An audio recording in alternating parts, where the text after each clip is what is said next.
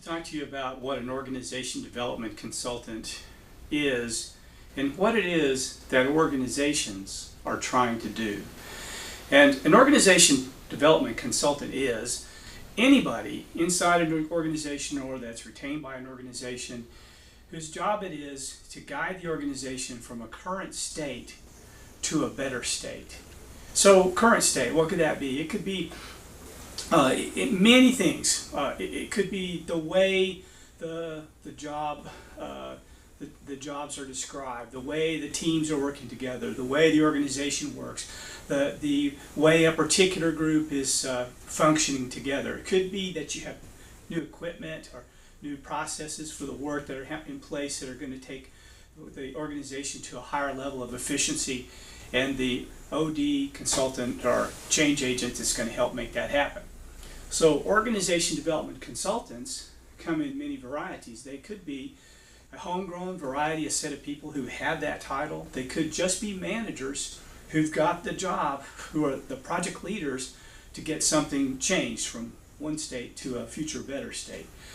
And of course, organization development consultants are all about trying to make business more efficient, run better, and sometimes help businesses that are really ill or failing avoid failure. So current state to better state, that's the bottom line.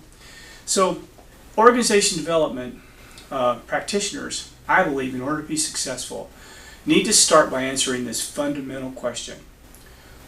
Why do organizations exist? Okay, so to answer that question, first we have to identify what we mean by an organization. What we mean is this: a company in the private sector whose job it is to make a profit is a type of organization. A company in the private sector who is owned by a single owner or a handful of individuals is privately owned but still working for profit. And then another type of organization that we're concerned with is a company that's in the private sector but it's publicly owned, publicly traded companies, traded in stocks. Then there's another kind of private sector entity that we call the not-for-profit companies. And then of course there are bureaucracies or agencies of the government that are organizations, federal government, state government, local government, very different. Now all of these types of organizations want to run more efficiently.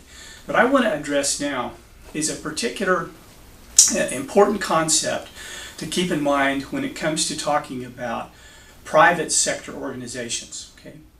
Now, why do private sector organizations exist? Well, if you ask that question, I would say that 9 out of 10 or maybe 99 out of 100 people will say they exist to make a profit. And that answer is partially correct. But I don't think it's a complete answer. And I think to be a good consultant, we need to have in our head a complete answer for what it is that these private companies are trying to do, whether they're privately held or publicly held. I'm talking about private sector companies, okay?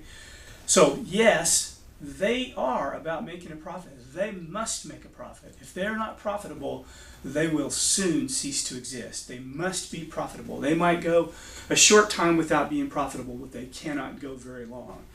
And we know in business, because of the phenomenon of creative destruction and the pressure of competition, if a company isn't growing, if it isn't profitable, well, it simply won't make it. And so from profit, of course, comes the ability to expand, which has a byproduct of creating often more jobs.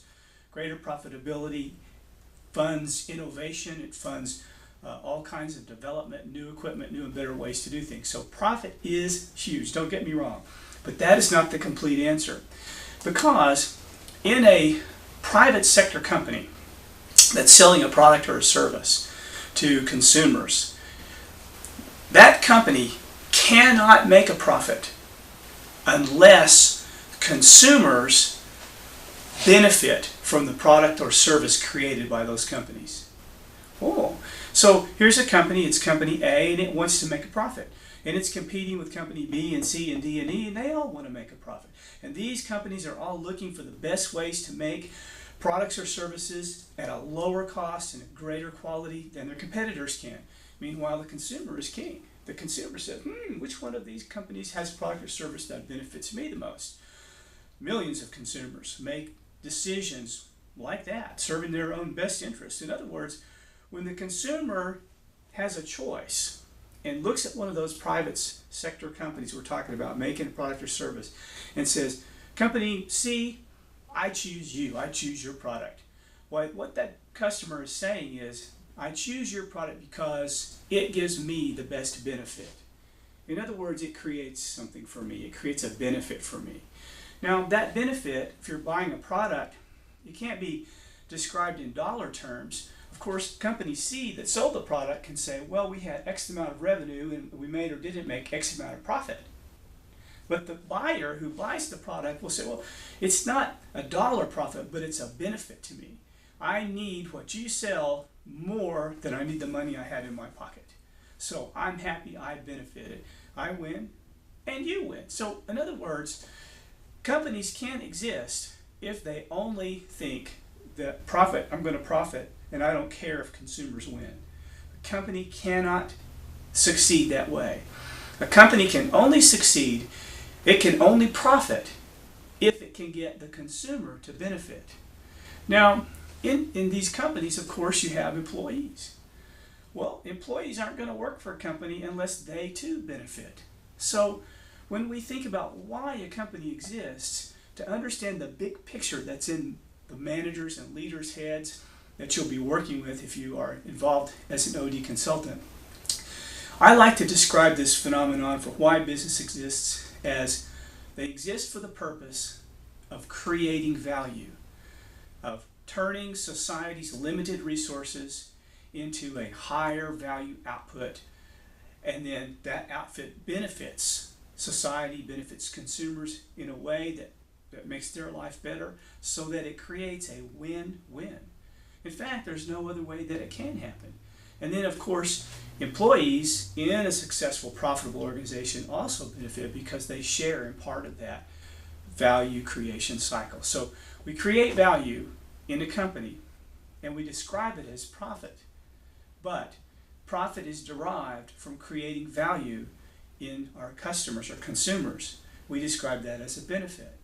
Now, employees describe it as a paycheck. I hope this perspective helps you as you think, if I'm operating as an OD consultant, a management consultant, a change agent in a company today, tomorrow, in the future sometime, what is it that's keeping those leaders up at night? Well, it's the phenomenon or the concept of value creation. Thanks. Talk again soon.